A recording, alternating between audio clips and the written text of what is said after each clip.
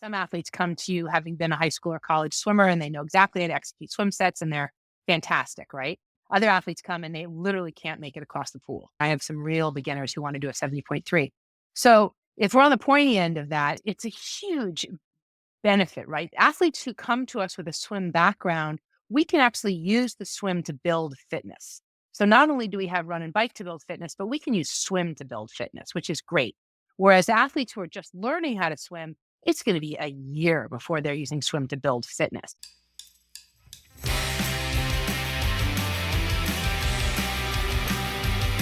Hello, and welcome to the March 21st, 2025 edition of the TriDoc podcast. I'm your host, Jeff Sankoff, an emergency physician, triathlete, Ironman finisher, and triathlon coach, coming to you as always from beautiful, sunny Denver, Colorado.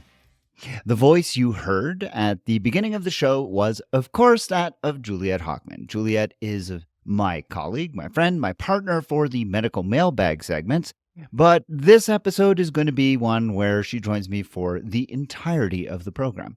That's because a listener of the show, a longtime listener and Patreon supporter, Rebecca Adamson, wrote in to ask whether or not Juliet and I would speak to you about our coaching philosophies. And so we're going to. And we have I think, a pretty interesting and helpful conversation that you will hear. And that's going to be coming up on the latter half of the program. Before we get to that, though, Juliet will be here for the medical mailbag segment in which we answer a listener question. That question came through the interwebs and was a question specifically about a guest heard on a different podcast. The Extra Milist is a podcast for runners and ultra runners. It has a fairly large listenership. And not too long ago, one of the guests on that program was a chiropractor by the name of Dr. Scott Verzal. Dr. Verzal has written a book in which he promotes what is called the blood type diet. And the listener wrote to me to ask me whether or not there was any merit to this idea. Well, we take a look at the evidence, and we are going to be weighing in as to whether or not you should be considering Dr. Verzal's advice, or perhaps, and I don't think it'll be coming as too much of a surprise, maybe this one's worth skipping. And before we get to all of that, though, I do want to tell you that this past Wednesday, just a couple of days before this podcast aired, I had the opportunity to give a chalk talk for my colleagues, for athletes at Life Sport, and for many others who decided to just come and join the experience because they knew that I was going to be giving a review of all of the things that we've discussed, or that I've discussed, many with Juliet over the past couple of years on this show. And basically, the premise of the chalk talk was, what really works? Over the 166 episodes, what are the kinds of things that I have reviewed? What are the kinds of things that I have talked about that I can put my seal of approval on and say, you know what, this is something that you should consider potentially incorporating into your own training or recovery regimen, or more often, something you can probably skip. And what I realized in looking back through all of those episodes and counting what really only amounts to a handful of things that actually have any real demonstrable evidence to support their use, is that of all the things that we have talked about, the vast majority that actually provide any kind of benefit are things that you don't necessarily have to take, don't necessarily have to buy, but rather just things that you can do. So, for example, sleep better, do strength training, taper for your races. Those were three of the big ones, and they actually showed some pretty big benefits compared to a lot of the things that we've talked about. And then when it came down to supplements, most of the supplement things that we found that actually have worked have been fairly natural products: beetroot juice, caffeine, quercetin recently, right? And again, these are things that are inexpensive. They come from natural sources. They're not chemicals that have been synthesized, and the research behind them actually bears out a lot of the claims that they say that they can do for you. But, and this is kind of the major point, aside from things like sleep and tapering, all of the gains that you're going to get from most of the stuff that I have talked about on the show that actually show some benefits are really, really quite small. None of the things that I talk about, that even the ones that are good for you, are going to provide earth-shattering results. The reality is that most of these things can really only provide maybe a little bit of help at the margins. It's back to that kind of concept that we've talked about before, these marginal gains, these small little incremental improvements over all of the work you're already doing. And that really is the take-home point here. If you're not doing the work, no supplement, no tech, no gear, no nothing is going to do any kind of magic for you. It really starts and ends with you and your coach in developing and following through on the kind of plan and the kind of process in order to take what you have as a substrate, as a physiology, as a baseline athlete, and then mold that, shape it, work on it, improve it, and become the maximum that you can to your potential. Then, and only then, will some of these things maybe add just a little bit more, a little bit of sort of a cherry on top. So while podcasts like The Extra Milist are going to grab headlines and grab a lot of people who want fast answers and want to believe that things like the blood type diet is the answer to all that ails them and perhaps is going to open doors for them, the reality, as you know from listening to this program for a while now, is not so much. In fact, it really begins and ends with you. If you're prepared to put in the work, you are going to see the rewards. And all of the supplements, all of the gear, sure, some of them are nice to have. Some of them make you feel a little bit better. But the reality is, if you do the work, that's going to be the most satisfying and lead to the best results. So with that in mind, let's move on to our medical mailbag segment and talk about the blood type diet.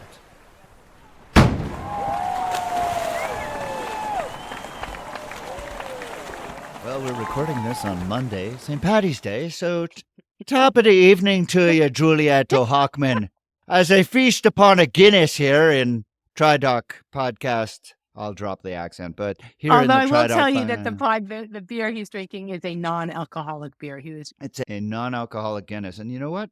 It's quite refreshing. I can't think of anything worse than a non-alcoholic Guinness beer. I think I'd rather drink beer. It's perfectly appropriate for St. Patrick's Day. I, of course, am Jeff Osankoff coming to you from Denver. Juliet is my friend and colleague. She's joining me from Hood River in Oregon. That means this must be the medical mailbag.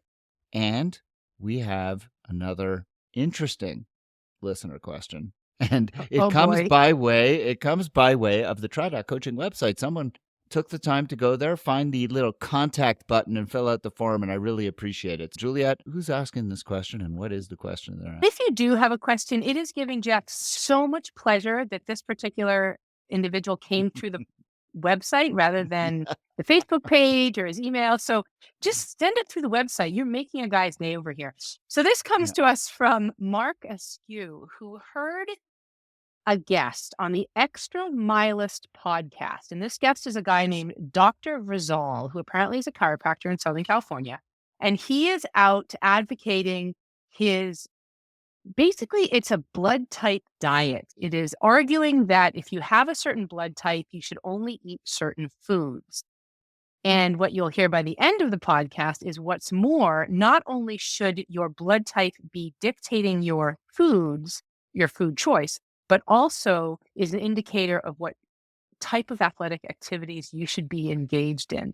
Mark Askew wrote in via the website. Did I mention that? And asked Jeff if there was any truth to this claim about this blood type diet. So what did you and your research team find out, Jeff?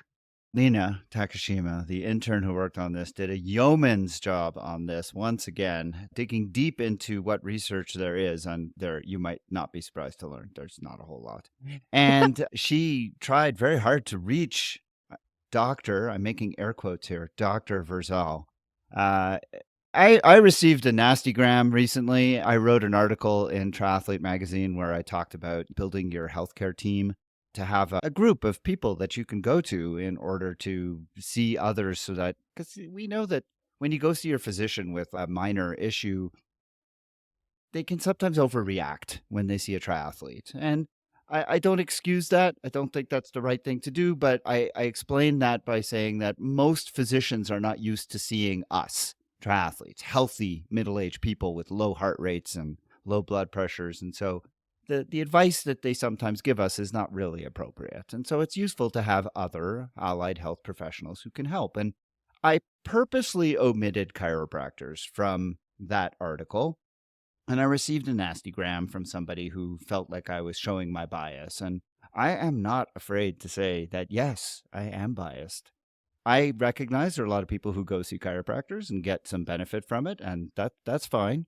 But I also recognize that for every chiropractor who maybe does something good for people and helps them with aches and pains, there's a Dr. Scott Verzal who is just making stuff up and trying to make a lot of bucks off of it. Dr. Verzal is the author of a book called The Headache Advantage and went on a podcast called The Extra Milist Show, which I will point out yet again has probably 1 or 2 orders of magnitude greater listeners than we do here. And Juliet, you and I have talked about this before. I think that it just boils down to people really want answers to what bothers them.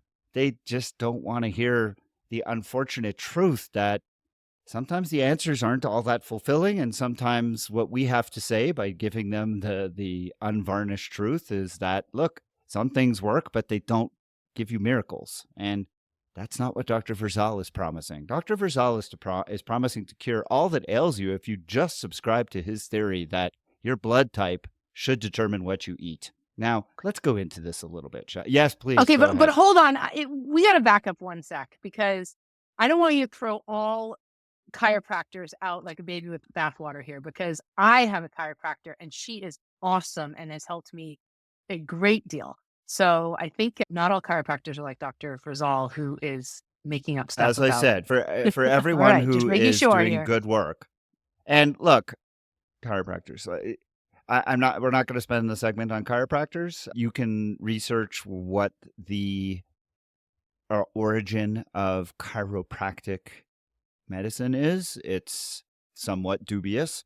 My problem with chiropractors is that many of them don't focus on just the musculoskeletal stuff. They start trying to treat things like diabetes or thyroid problems with manipulations. They start treating babies, which is absolutely unacceptable. You shared something with me recently where a chiropractor was treating children with what he said was ASMR. I think he was, this guy was arguing that if kids are born prematurely, then no, if they were born by C-section. A C-section. His argument was C-section, 90% of kids born with C-section go on to have this ASMR, which is a sensory thing, which is real. That's right. And he was saying that they all need to be treated by chiropractors with this like device. And I was like, I've got 3 kids born by C-section for valid reasons, and none of them have this issue. So debunks your theory right there. But again, people aren't interested in sometimes the truth, which is less convenient for them. They're looking for things that line up with their worldview, and chiropractors often are only too willing. Again, not all. I recognize that a lot of people find benefit. Let's get back to the blood type diet. Okay. So what is this based on? Basically, this is based on a gentleman, a naturopath.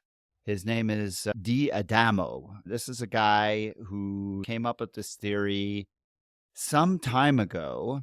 And basically, he is saying that there are these sugars on the surface of different foods that we eat called lectins. And there's no question.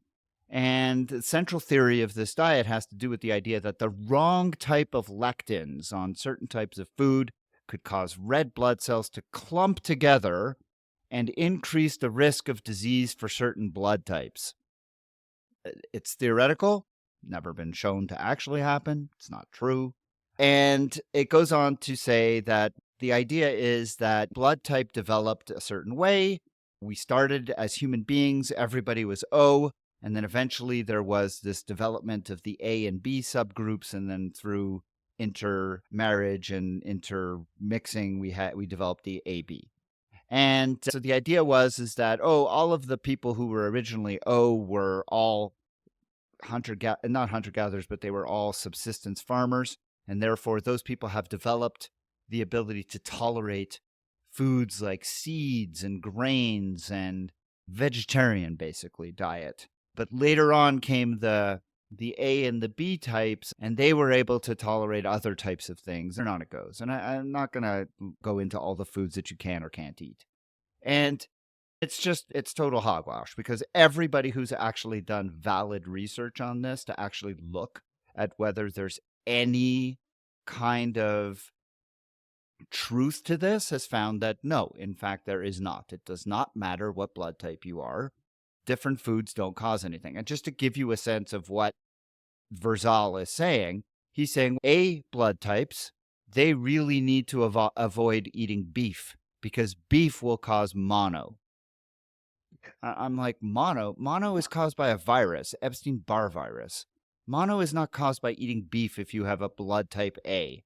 Tomatoes will affect gallbladder and cause right-sided headache and knee pain, and higher cholesterol and higher triglycerides. Now, I don't know about you, but last I checked, tomatoes are devoid of triglycerides and cholesterol. So the idea that eating them would somehow increase your triglycerides and cholesterol, I would love to hear the rationale for that. Coffee is fine, so you're good if you're blood type A. And if you're a B type, you got to avoid chicken because it drops your sugar. You're going to be hypoglycemia. And this is apparently, according to him, 100%. Yeah, you're making faces because on just at face value, it's completely ridiculous. But on the Extra Milist podcast, this was being eaten up and being taken as the gospel truth with no pushback whatsoever and no question as to how it's possible that these things could be, because it's completely ludicrous. What I think is so funny is the food types that they called out again and again as either good or bad were avocados, coffee, and beef. Of all the food types, those ones seemed avocados good, avocados bad, coffee good, coffee's bad. Beef, it's very odd. Yeah. Now, the thing that I think so obviously disproves this is, most people don't know what their blood type is. And most people eat a variety of things. They're not suffering mono. People suffer mono, but they're not suffering it because they had beef. And they're certainly not getting all of these things. But what's ending up happening is that there are probably people out there who do have some of these, I get right-sided knee pain. And then they find out about this blood type diet and it fits their kind of narrative. And they're, that's the problem. And then they stop eating these kinds of foods, and lo and behold, they don't get their right-sided abdominal pain anymore, and so it must have been that. Coincidence is often the arbiter of what people choose to believe as the truth, but that is not necessarily the actual facts. Now, there have been studies by actual researchers who have looked and said, hey, do these diets work? Do these diets make any sense? And so they took people from different blood types and they put them into these sections and they said, okay, you eat this and you eat this based on your blood type, and let's see what happens. And it turns out that there was no benefit necessarily to eating the foods that were within your blood type, but there was a benefit to just eating better foods. And what they found was across the board, if you just ate better, and to be fair, all of these different blood type diets, it doesn't matter what they have you eat, they all have you eating more natural foods, like less processed foods, right, lower fat foods, and across the board, just eating like just a generally kind of Mediterranean type of diet, which we all know is better for you. So they're basically piggybacking off of this idea that eating whole foods, eating better foods is going to be better for you, and you're going to feel better, which is in fact a good thing. So honestly, at the end of the day, if you want to subscribe to this and feel better from it, it's probably because you're eating better, not necessarily because you're eating specific foods that are dictated by your blood type. And hey, if you're feeling better, that's great. I'm happy for you. This breaks down in another couple of places. The other one is, as you alluded at the top, is that the blood type apparently also dictates what kind of exercises you can do, which is patently absurd. If you're blood type A, you really need to watch out. You shouldn't be doing anything particularly vigorous. So you really need to, you need to be focusing on things like yoga and Tai Chi. Now, I have never done Tai Chi. I tried yoga a few times. I can't stand it. It turns out I'm blood type A. How about you, Juliet?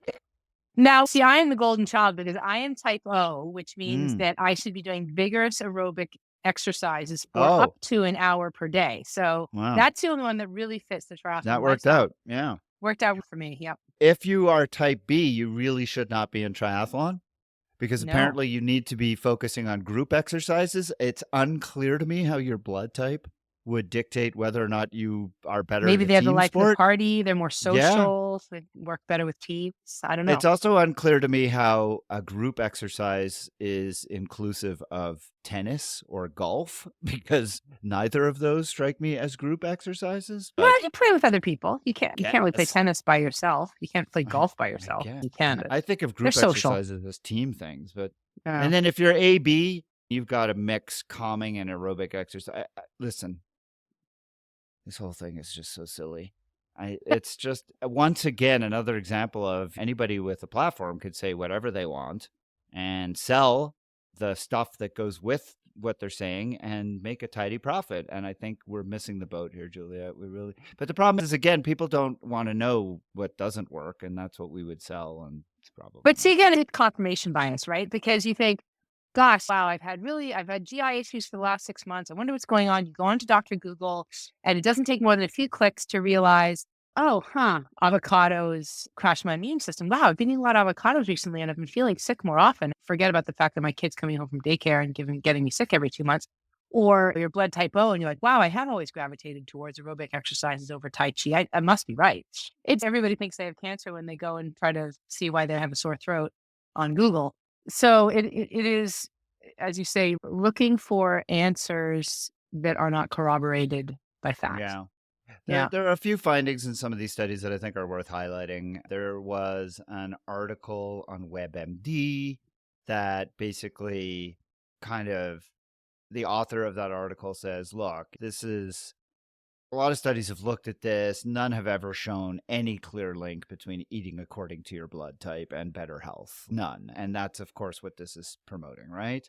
And there was an article by a really nice article by a master's of public health woman who her name is Kathleen Zellman. She did a super nice job on this WebMD article, just basically like dissecting the history of this blood type diet. And she says the blood type diet is somewhat of a gimmicky way to try to get people to eat healthier. There's absolutely no science to substantiate that your blood type dictates the kind of diet that you should be on.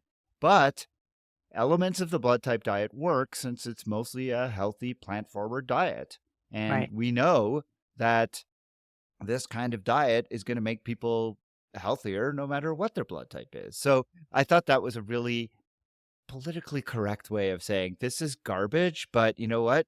It's still going to be good for you because it's advocating You'll eat to eat good healthier. food. So that Yeah. was good. Yeah.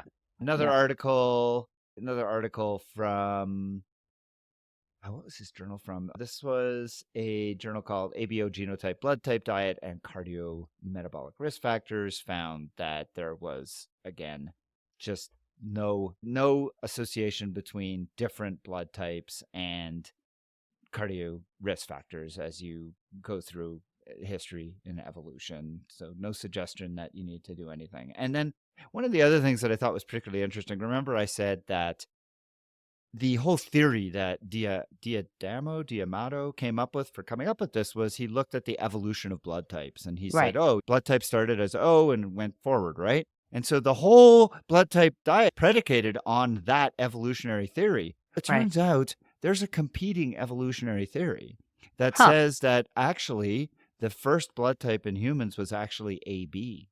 And that Oh. went on to split into A and B. And much later on came O. And that hypothesis actually has more evidence to support it than does Huh. the O origin, because when you look at our direct ancestors, the primates have almost none of them have O. There's a much higher percentage that have AB, a much higher percentage that have B and A. So if you look at chimpanzees, for example, 88% of chimpanzees are blood type A. 12% are blood type O. If you look at gorillas, 88% are B, 12% are A. None of them are O. Huh. So it suggests that O blood type evolved Later. after Yeah. the A, B, and A. And the more primitive you go back on the evolutionary chain. So orangutan, 23% AB, 45% B, 32% A, 0 O.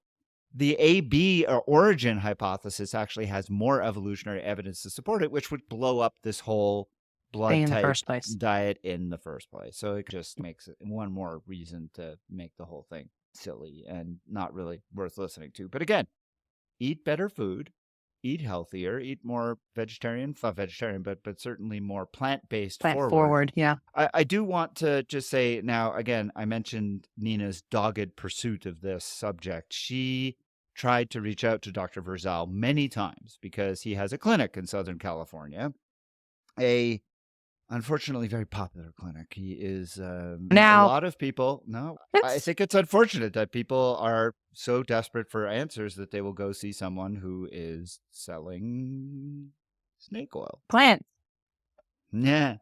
food. So he did not respond. Nina was put off frequently, told that the only way to see Dr. Verzal was to actually make a clinical appointment, which she was not willing to do. And she made it clear that she was interested in doing some research for a segment she was doing for the show. He finally actually reached out to her today, a little late for us to follow up, unfortunately.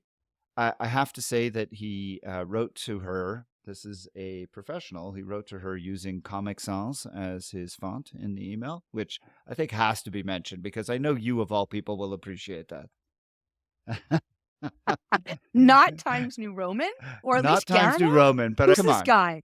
Comic Sans as your font for emails. Come on, guys, come on. We all know that's just not what you do. Anyways. He wrote that Dr. Giordano popularized the blood type diet about 30 years ago. It is based on the very well-known and massively researched lectin cell triggering response. I will tell you, based on what we could find in the evidence, in the literature, yeah, not so massively researched. So there is research, but to say it's massively researched is maybe overcalling things a little bit.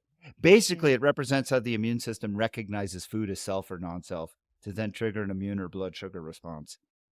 This is just silliness. I see clinical correlations with these food triggers all day, every day in practice, and can physically demonstrate the effect of food in real time during the visit that you are invited to have in my clinic. And I'm like, The insurance won't cover. yeah. It almost sounds like it's skirting on the edge of allergies. Do you know what I mean? Well, he mentions at one point on the Extra Milos podcast, he says something about when I eat avocados, my throat closes up. And I'm like, I think you need an EpiPen because that's not something to trifle with. If you're having airway issues related to food, that's not your blood type. That's called a histamine response. Yeah, there's no question. Foods can cause dramatic physiologic responses, but to suggest that they're doing so in these ways and to this degree, tomatoes affecting your triglycerides and cholesterol, look, and if you have evidence to back it up, I'm all for it. But right now, there's nothing, and this is just made up. So, alas, I would have put you and Verzal and Huberman in a room together and see who comes out alive. That's not fair. That's 2 against 1. I know, but I think you could take them. I think you could take them, Jeff. Yeah. I don't know. Logic seems to break down against some of these people. But anyways. Oh, that is another entertaining segment, and I'm hopeful that'll be the last. A little bit crazy one for a while. Hopefully we can. I know we've had a couple now. Yeah, we've had a couple in a row. So actually, while we're talking about this, a reminder to your listeners. No, this will have happened when they hear it. Oh, shoot. Okay. If you'd like the recording, we can get it to you. So Jeff is giving a Chalk Talk open to the public on Wednesday night, the 19th, which is just a couple days from while we're recording. And it is basically a Zoom call on what really works. So if you want a recording of that, we'll be happy to send it to you. We've done it in the past. It's very popular and very entertaining. You can email either me, Juliet, at lifesportcoaching.com, or contact Jeff through any of his many platforms, especially the website, and get that recording from him. We'd be happy to send it. And yeah, it'd be great to send. I'd be happy to send it along. You could take a look at that. This subject, of course, will not be included in No, what it will not works. be what works. With that said, if you have a question about anything you'd like for us to review and include in a future episode, I hope that you will send it to us. You can, of course, email Juliet, as she just mentioned. You can email me at tri_doc@icloud.com.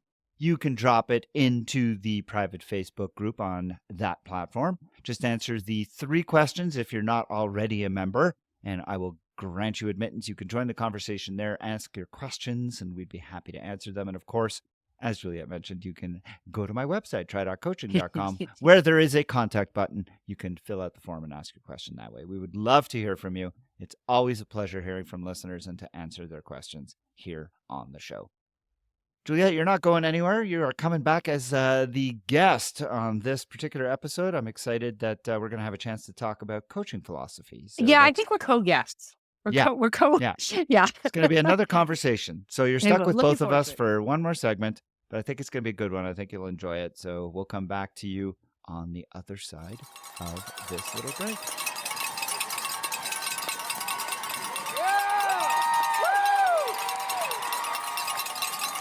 All right, Juliet and I are back for another segment on this episode. This is a segment, the idea for which came from one of our listeners, Rebecca Adamson, who is a friend of mine, who is a Patreon supporter and a longtime listener to the podcast, who reached out and wanted to get a sense of what mine and Juliet's coaching philosophies are. Specifically, she wanted to hear, based on the amount of time that both of us have been doing this and how we approach different athletes and how we approach triathlon coaching in our own way. And I thought that was a really great idea. I think that we talk coaching indirectly when we do the medical mailbag. I often will mention things when I'm speaking with different guests about either their own athletic pursuits or potentially in discussing how they're coached. But we've never had a chance to really talk about our own coaching philosophy here on the program. And I can't think of anyone that I'd rather have that discussion with than Juliet, who I know brings a wealth of experience to this. I sort of wrote out a little list of topics, but we'll probably be fluid use about that it. Yep. as, we'll use that as, I guess, just a diagrammatic flow of where we want to go, but we may end up meandering as we get there. But why don't we begin first with just an overarching philosophy? And I know when we were talking about this, Right. you said everybody kind of approaches this the same way. I don't know that we're going to be all that different, but you never know. I'd love to hear when you think about it, when you talk to someone about your coaching philosophy, what does it look like or sound like? And I should point out for listeners, what we really want is we want you to get the sense of how 2 different people can approach the same problems. Right. And how when you're looking for a coach, it doesn't have to be us, but these are the kinds of things you might want to think about when you talk to someone. I mean, I think it's worthwhile backing up for a minute before we try to create into a neat little package a definition of coaching philosophy, is to just touch on factors that might inform or influence us as coaches.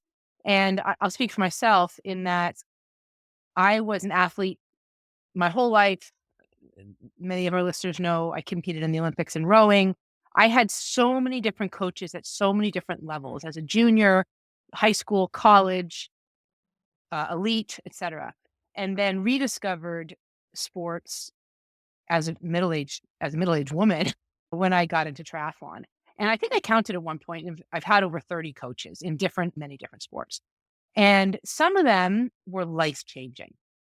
My college rowing coach had, after my parents, without doubt, the most influence on the person that I became more than anybody else ever. And I've had some really horrible coaches that absolutely cut my confidence to shreds, put me in a hole, made me doubt everything I thought was important about who I was and how I behaved. And it was quite devastating. So what I try to think about a lot is what experiences have I had as an athlete that have been really meaningful, and how was the coach involved in that experience?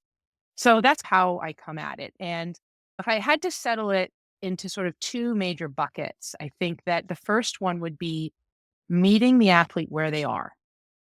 And that means both physically, where is this athlete in terms of their fitness, right? That's a pretty obvious one. Their experience. Have they been an athlete their whole life? Do they have experience in triathlon, et cetera? So not only meeting them where they are physically, but also really trying to get a fairly early grasp on where to meet them emotionally and how to meet them there. And sometimes that's a little bit trickier because you can have athletes come in who appear to be brimming with confidence only to find out that actually confidence is a big issue for them, or that have these enormous goals only to find out that they don't have the skills or the time or the intent to chase those goals. And so really trying to figure out, first of all, how to meet the athlete where they are. And then the second one, I think, is really believing that people can do hard things. I think both of you, both of us as athletes, have had the experience of looking at a workout that has been given to us and thinking, I, I can't do that. I don't think I can do that. But by virtue of the fact that the coach believes that we can do it, we find 9 times out of 10, wow, I can do this thing. So believing that athletes, regardless of where they are on their journey, whether they're training for their first 5K or whether they're trying to stand on a world championship podium, just believing that they can do really hard things. And I really believe there is a lot around if you have an external stimulus, an external person saying, oh no, you can do this, then that athlete often finds they can. So I would say those are two that I think about quite a bit. What about you? I love a couple of things you said in there. One being this idea of meeting the athlete where they are. And one of the things that I have not really struggled with, but evolved as a coach over time. When I began at this, I always viewed myself as a cheerleader. And the reason for that is because early on in my triathlon career, I felt like that's really what I needed. And I've only had 3 coaches in triathlon. I've been in the sport for 20 plus years, and I've had 3 excellent coaches, but they've all been very different personality wise. And Steve Johnson, the late Steve Johnson, who was very dear to me and passed away just a couple of years ago now, he was not a touchy-feely guy, but he was a taskmaster. He really held me accountable. He held my feet to the fire. And I think in the last couple of years, really started to reflect on that and realize that sometimes that's what athletes need.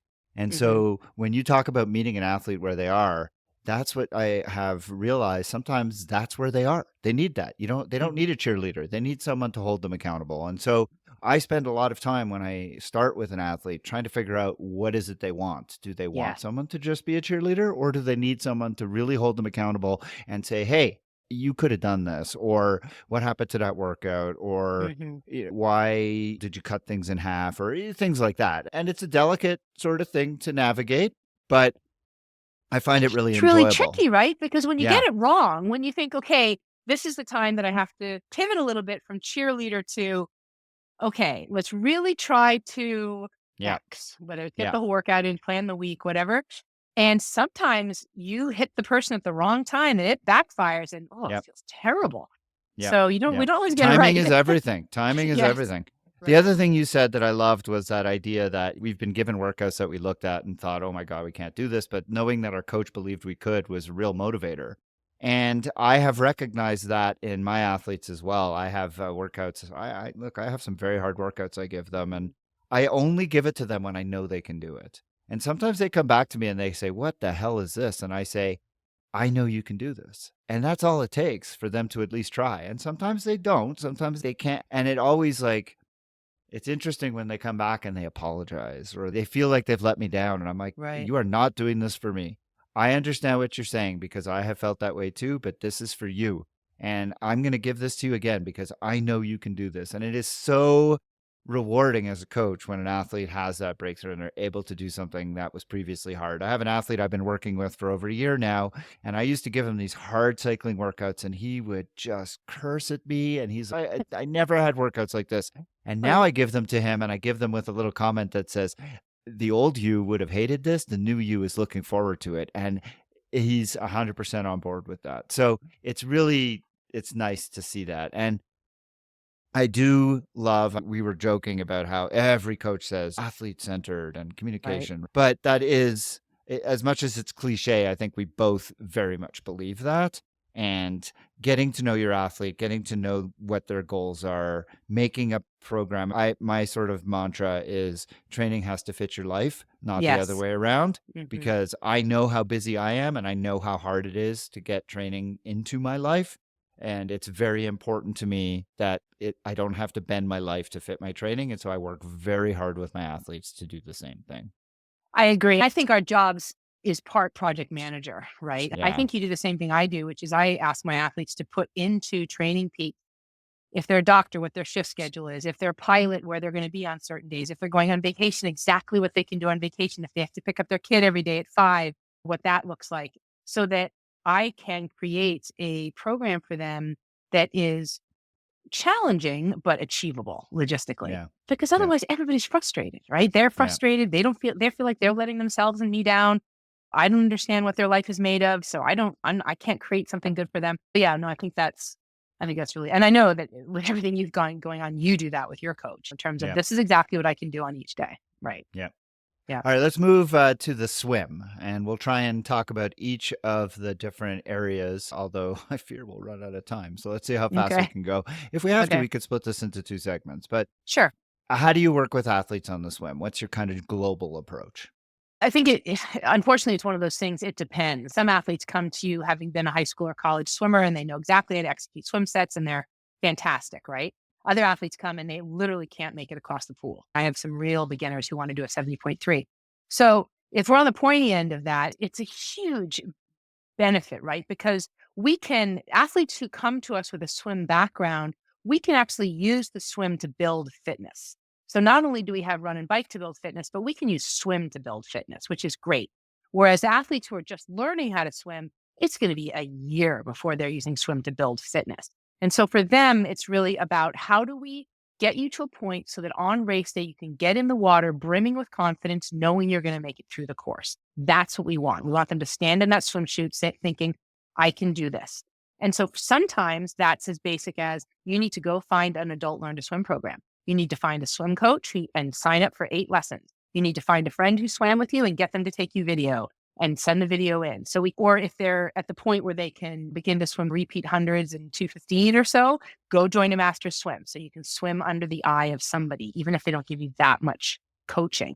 So there's a lot of ways to skin that cat because most of our athletes are remote, but it really depends on how they come to us. What about you? So my whole thing about swimming has changed really dramatically since I worked with Steve, because Steve had me swimming so much and I kept protesting because I didn't like swimming. I felt like I wasn't a good swimmer. I felt like it was a lot of energy invested not to gain anything. And his whole philosophy was swim more to swim better, swim fast to swim faster. And the swim is the setup for your whole day. And if you can come out of the water feeling fresh with good fitness, with whatever form you have, then the whole day is going to go better. And he would show me my files, and he would show me how you're coming out of the water, your heart rate's so high, it's taking you the first 10K just to get your heart rate under control of the bike, the first 10K of the bike to get your heart rate under control. You can't exert yourself appropriately. We need to have you coming out of the water with a lower heart rate. And he was right.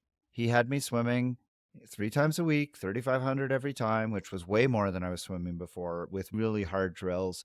And it made me better. And so now I have that philosophy with all my swimmers. No matter how good you are, no matter how new you are, now not everybody can swim 3,500. I recognize that. And so I adapt. I basically, in the first few weeks that I'm working with someone, I give them the 3,500, but I tell them, don't feel compelled. You don't have to swim this. Swim as much as you can. And I watch and you were only able to swim 2,000?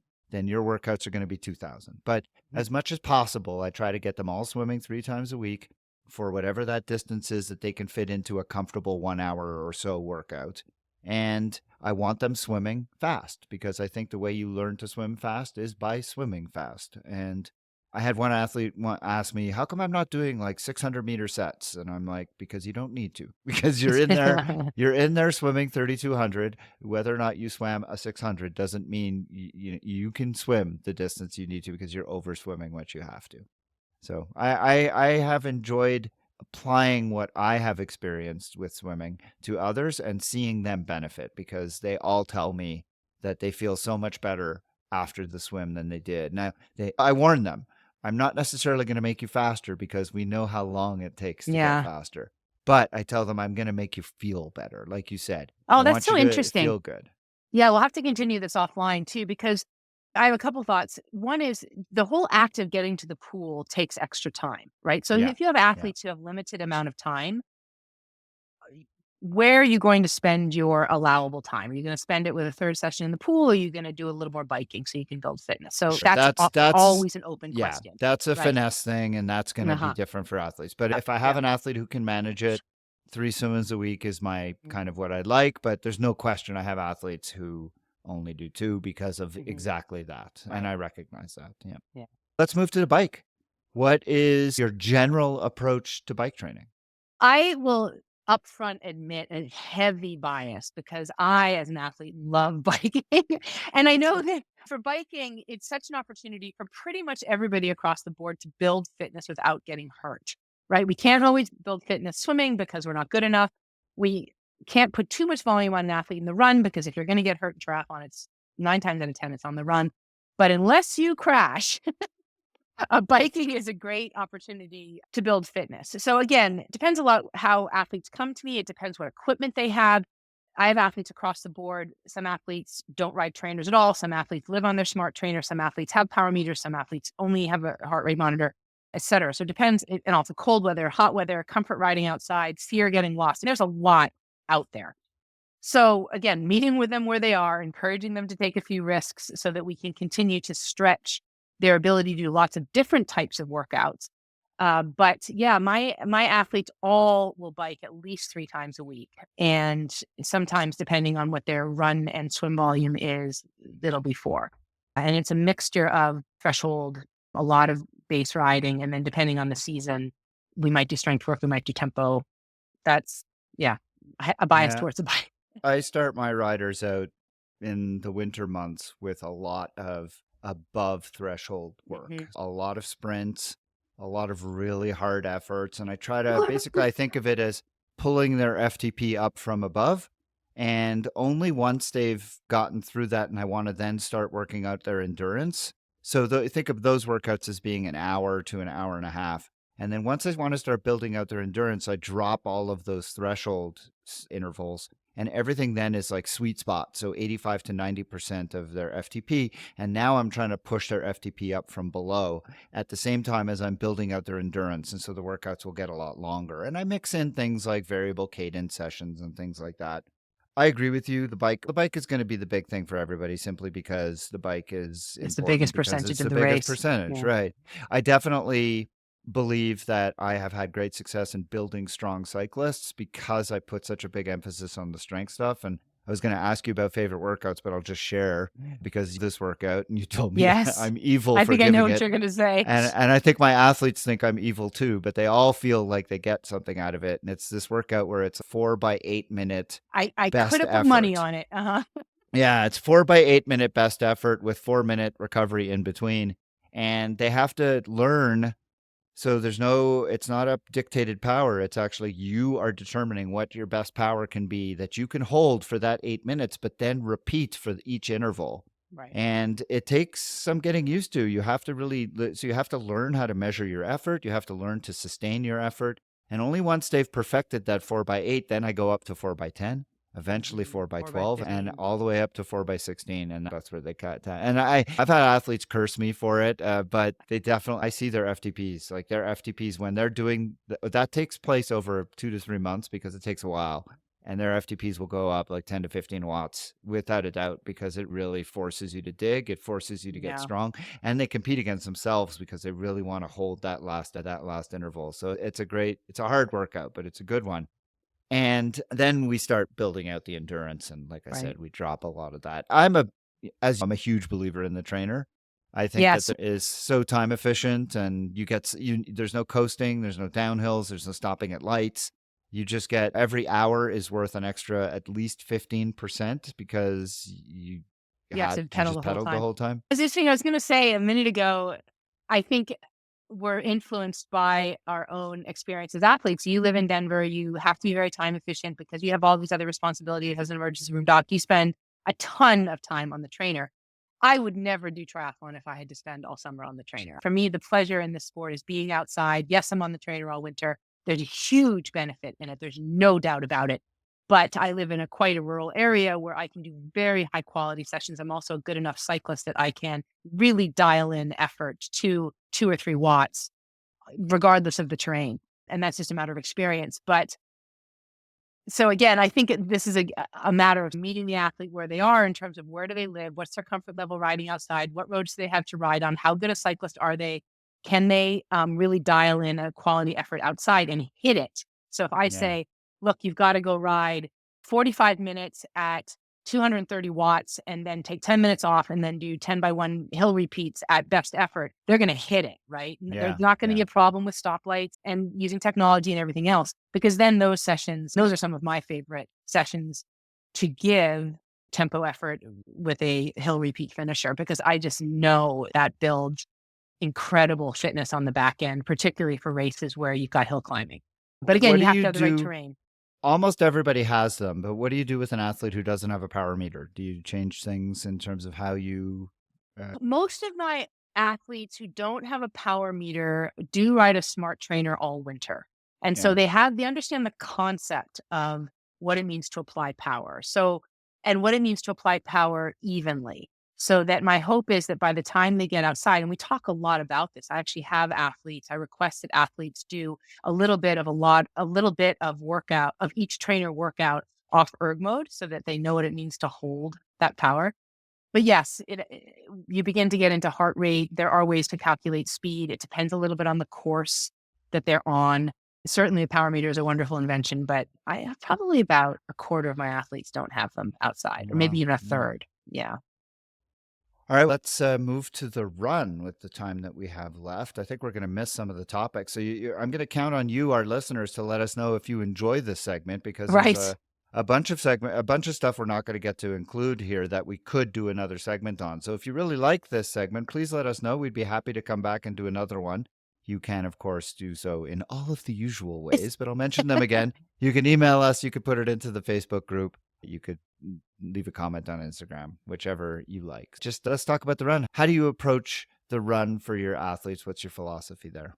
I feel like every single one of these starts with the disclaimer, it depends. I Yeah, have yeah. a number of athletes who come to me who are new to triathlon or who are coming from an injury or they've been frustrated by injury.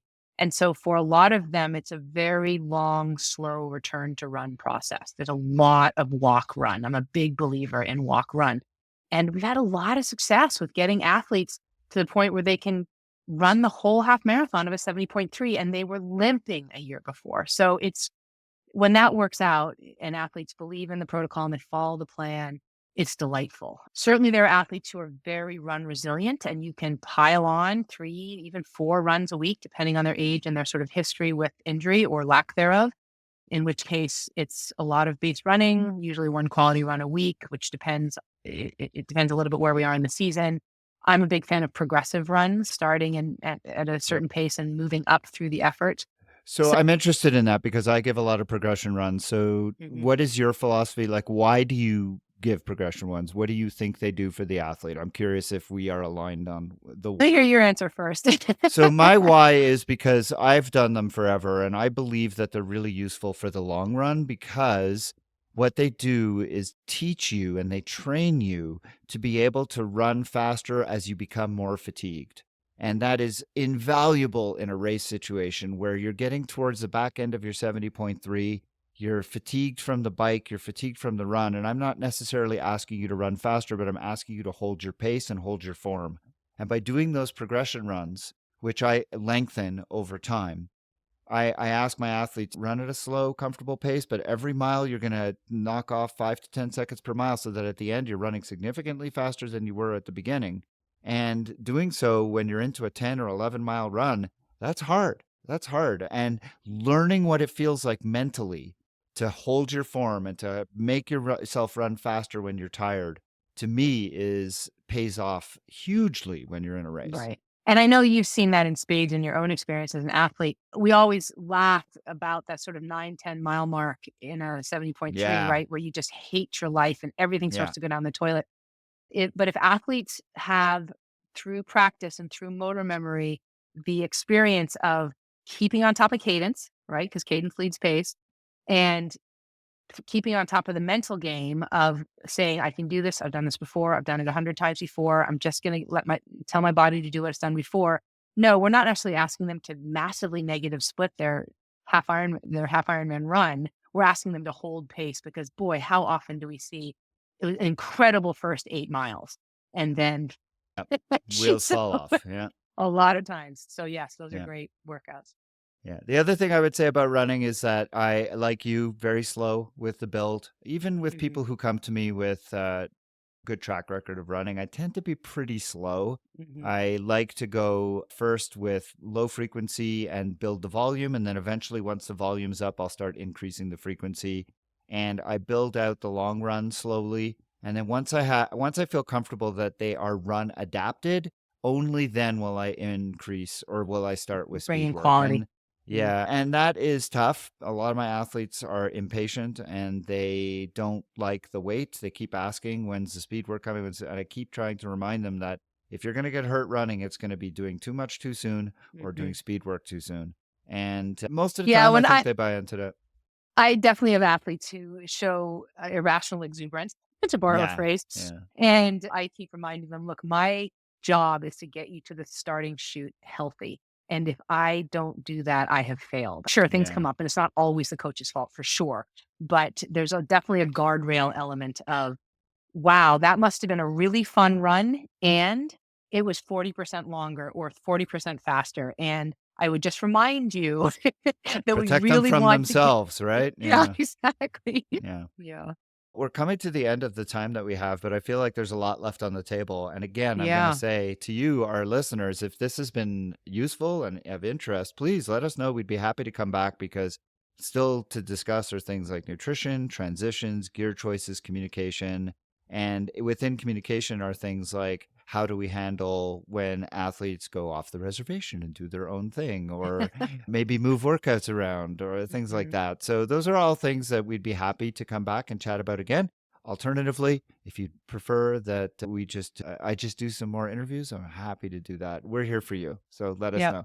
But I do. And yep. so let me end with one thought, which I know you'll vehemently agree with is when I was thinking about my sort of bullet points to open with, one thing that I wanted to remember to say was, and I know you agree with me, is wanting the athlete to delight in the journey. And I know that as a coach, I absolutely delight in my athlete's journey. When an athlete has a great 5K or has a PR in their half marathon or texts me. Sometimes I had an athlete once who every time when he completed a really hard workout, he would just send me a text that had that boom motif, the like the Yep. cannon going Yep. off. Yep. And that was an indicator. I got to go look at this file because he's really excited about it, right? He's Yeah. really proud of himself.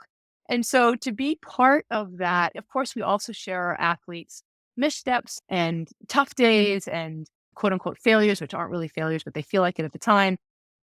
And we're sad about those too. But when an athlete is moving in a positive direction and so proud of themselves, and I get all choked up. I mean, I had an Yeah. athlete break his marathon PR, shattered it a couple of weeks ago, and it was several time zones away. And I'm reading it, looking at the splits and practically, and it's just so exciting for this young man to have done this. And anyway, Yeah. is hoping they delight in the journey and knowing that we also delight in their journey. I love that you use that word because whenever I start with a new athlete, I always say, thank you so much for putting your faith in me and inviting me on this journey Mhm. because I consider it a journey as well. And I love being a part of it. I love like being at the start and then watching them blossom and go through.